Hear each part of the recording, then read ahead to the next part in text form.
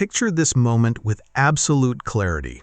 You are standing in a store, cart already full, and you reach for one more thing you did not plan to buy, something that felt almost magnetic, almost inevitable, and you don't even flinch at the price because your phone is already out and the tap is already done.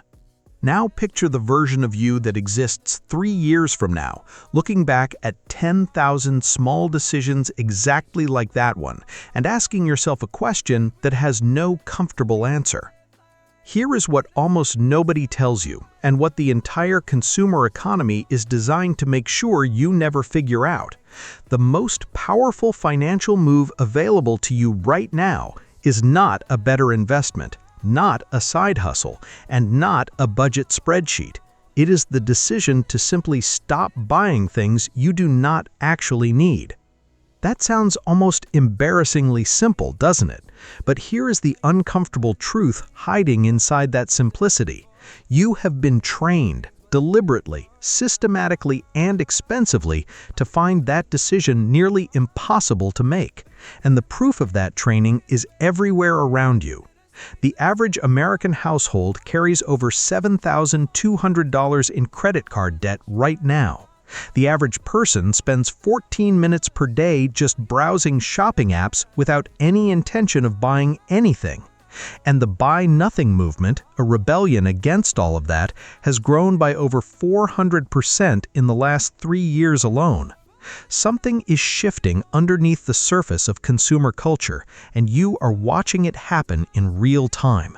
By the end of this video, you will understand exactly why the rebellion started, exactly what the system was designed to do to your wallet and your attention, and exactly how to build the 7 rules that let you walk away from it, not with deprivation, but with something that actually feels like freedom.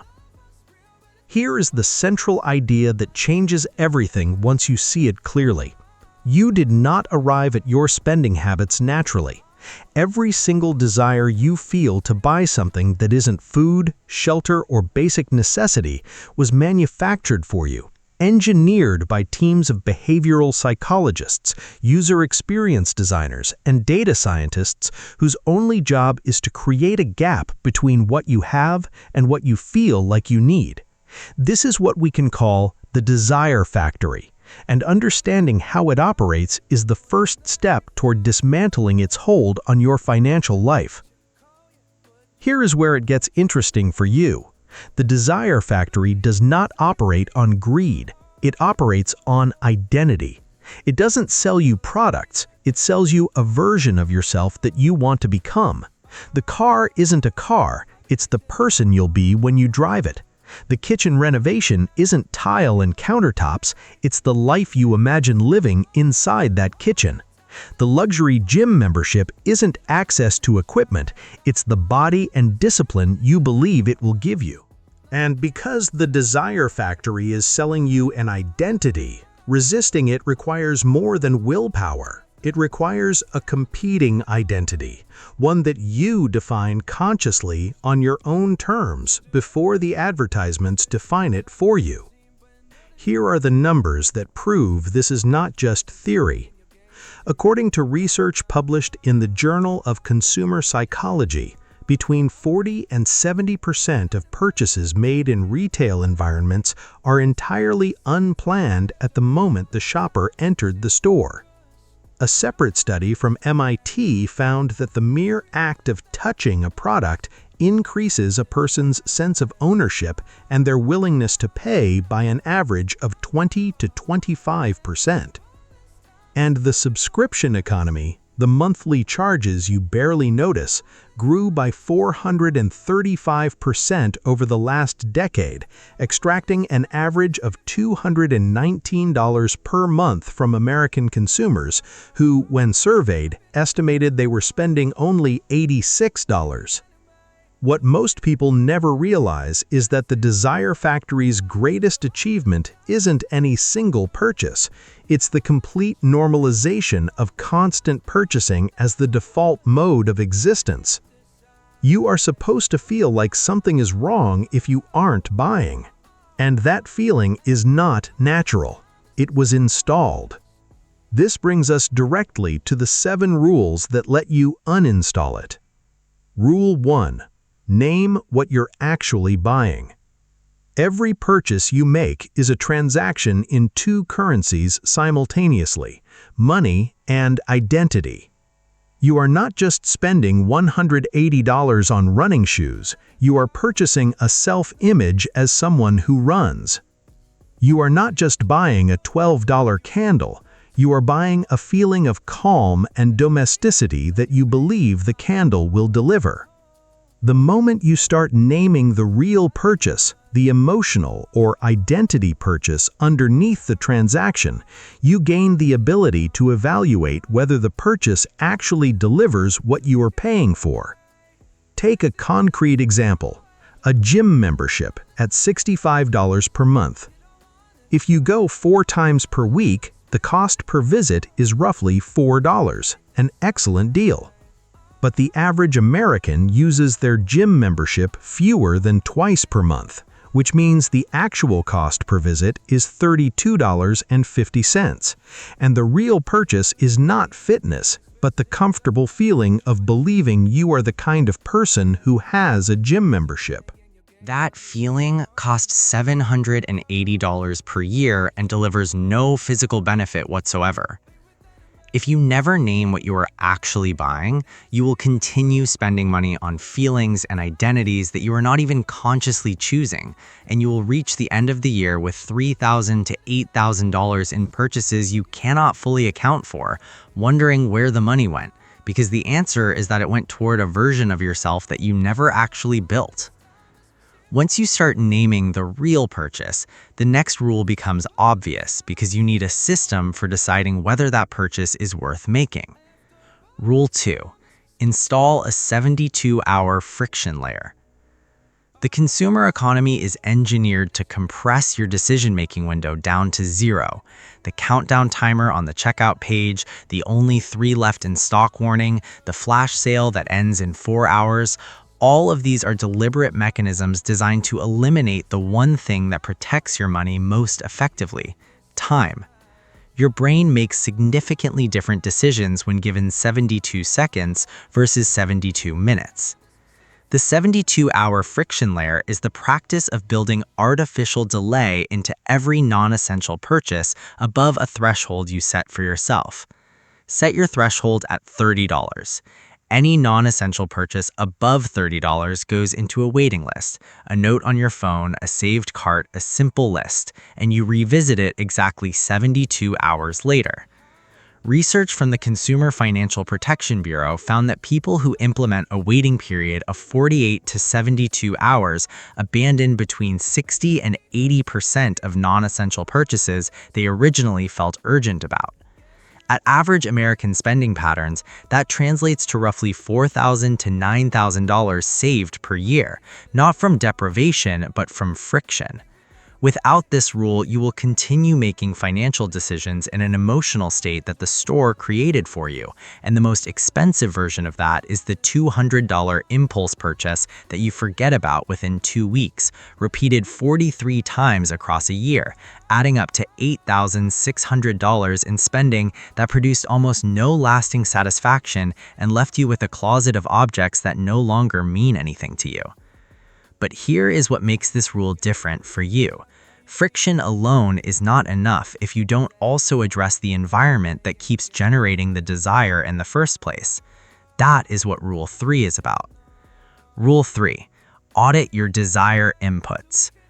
You cannot out-discipline an environment that is designed by the most sophisticated persuasion technology ever built by human civilization.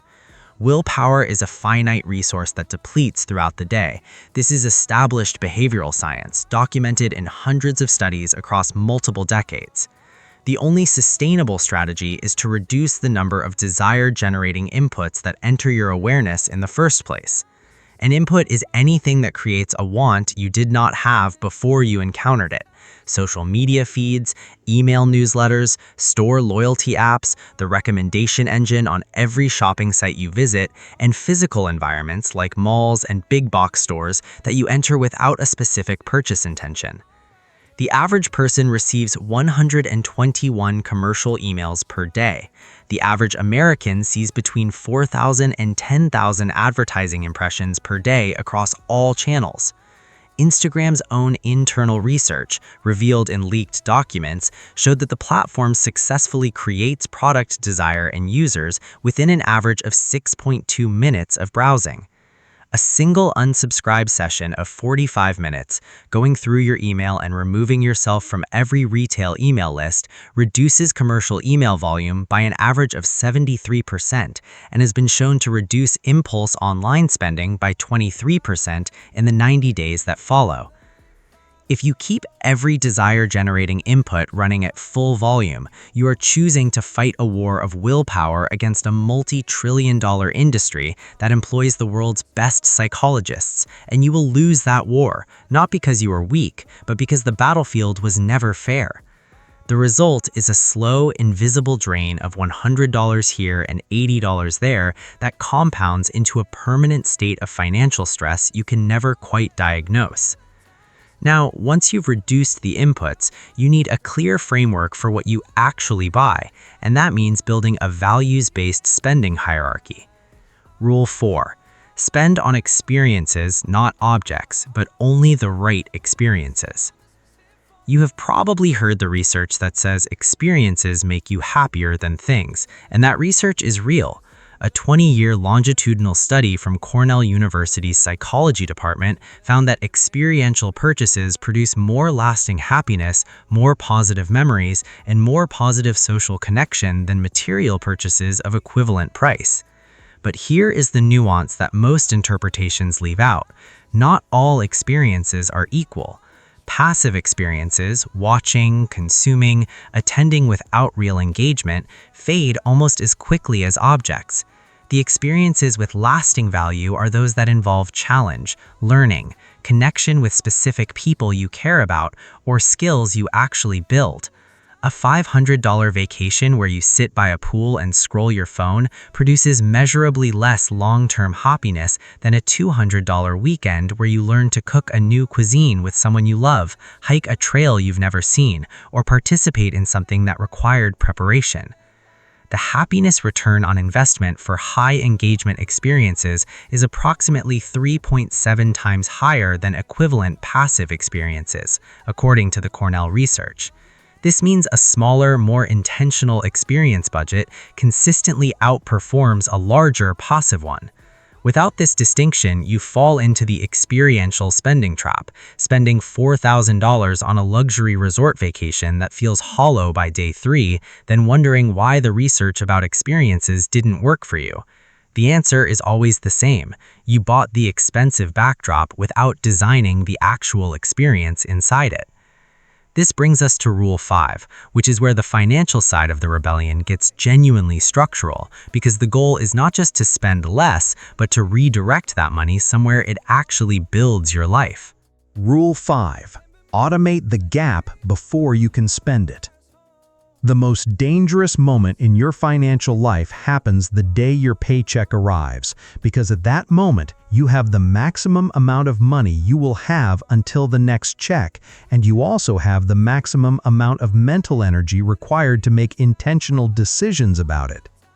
Every hour that passes after your paycheck lands increases the probability that money will leave your account through friction, impulse, and convenience rather than intention. Automation removes the decision entirely. When money moves automatically to savings, investments, or debt reduction the moment it arrives, you eliminate the cognitive load and the temptation simultaneously. Set up an automatic transfer of 20% of your take-home pay to a high-yield savings account the same day your direct deposit arrives. On a $55,000 annual take-home salary, that is $916 per month moving automatically, which equals $10,992 per year in savings that you never had to consciously choose, never had to fight for, and never had to feel deprived about because you adjusted your spending baseline to what remained. At a 4.5% APY in a high-yield account, that is over $11,400 in the first year alone, compounding upward every year after. If you try to save what is left over at the end of the month rather than automating at the beginning, the research is unambiguous about what you will find at the end of most months: nothing left over. The average American household that relies on end-of-month saving accumulates $1,200 per year in savings. The average household that automates accumulates $8,700 per year on identical income. The difference is not discipline, it is architecture. Once the automation is in place, you need to address the most insidious spending category of all, the one that masquerades as responsible adulthood while quietly bleeding you dry. That is what Rule 6 is about. Rule 6. Audit your subscriptions like a forensic accountant.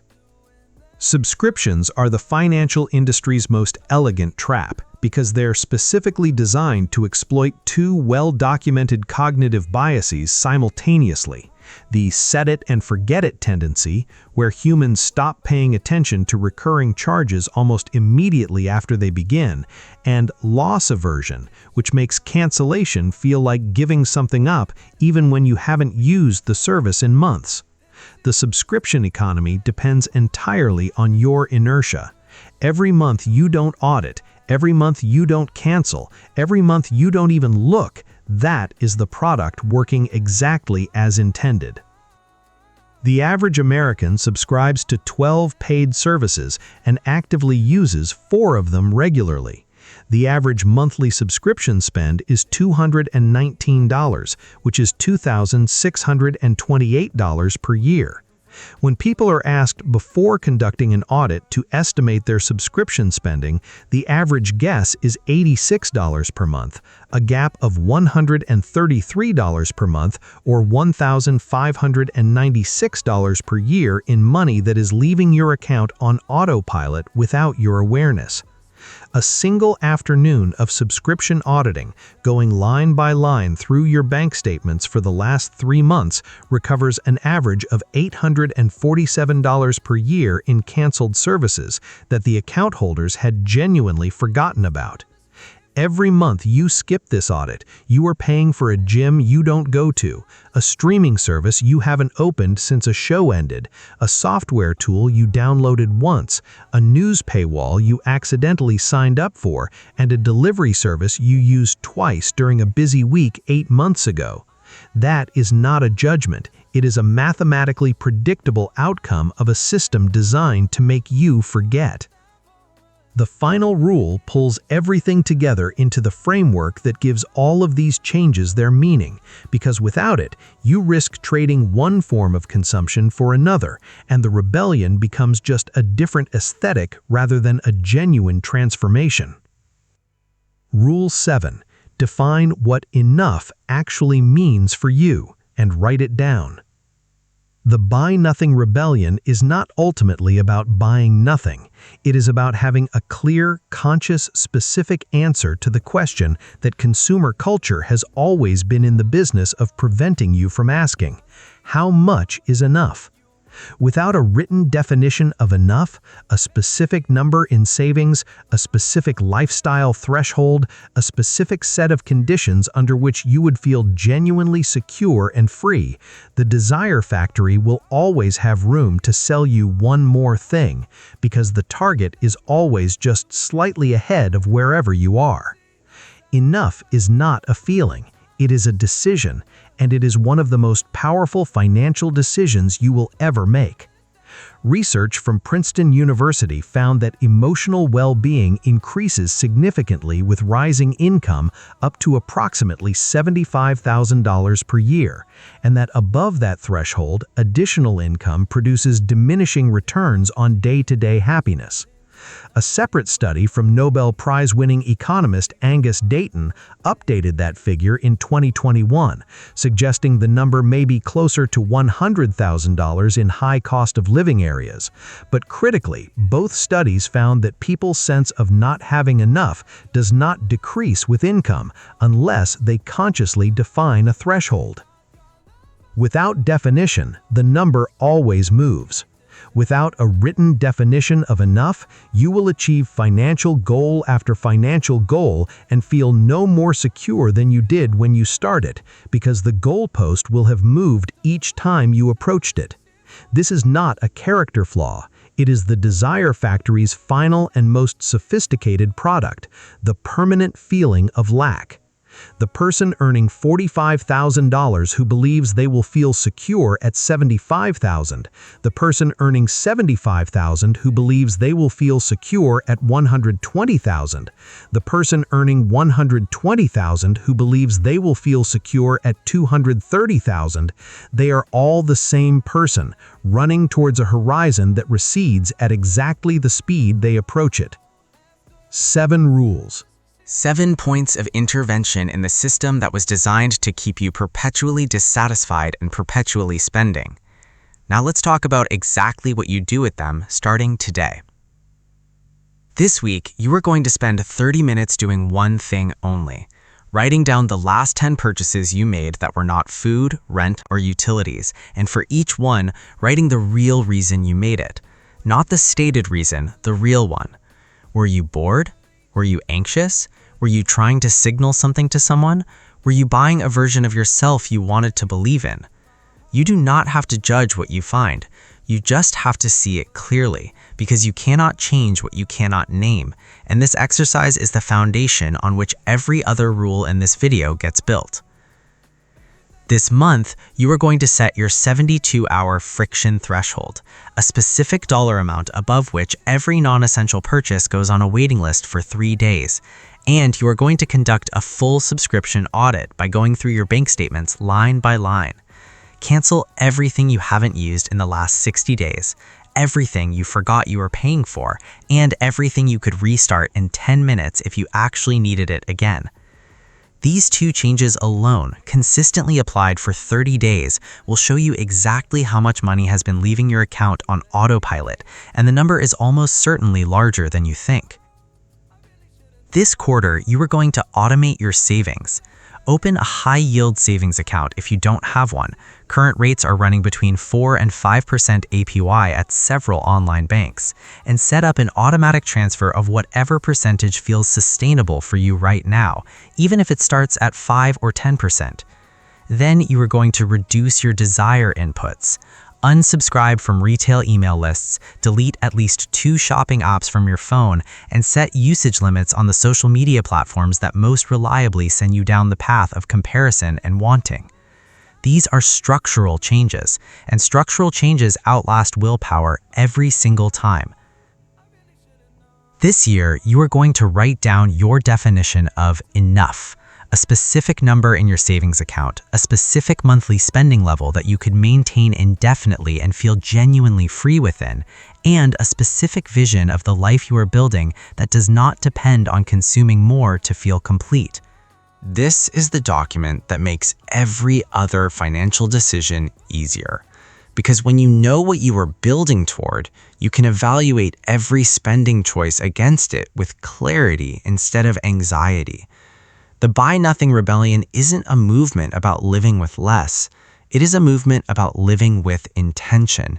And your written definition of enough is where that intention lives. Remember the moment at the beginning of this video. You standing in a store, cart full, phone out, transaction done before the thought was even complete. Now you understand exactly what was happening in that moment and exactly what it cost you, not just in dollars, but in the slow accumulation of a financial life built on someone else's definition of what you should want. Here is the reality you are choosing between right now. In the virtuous cycle, you name what you are actually buying. You install friction into your spending. You reduce the inputs that generate desire. You automate your savings before they can be spent. And every month, you become slightly harder for the Desire Factory to reach and slightly clearer about what your own life is actually for.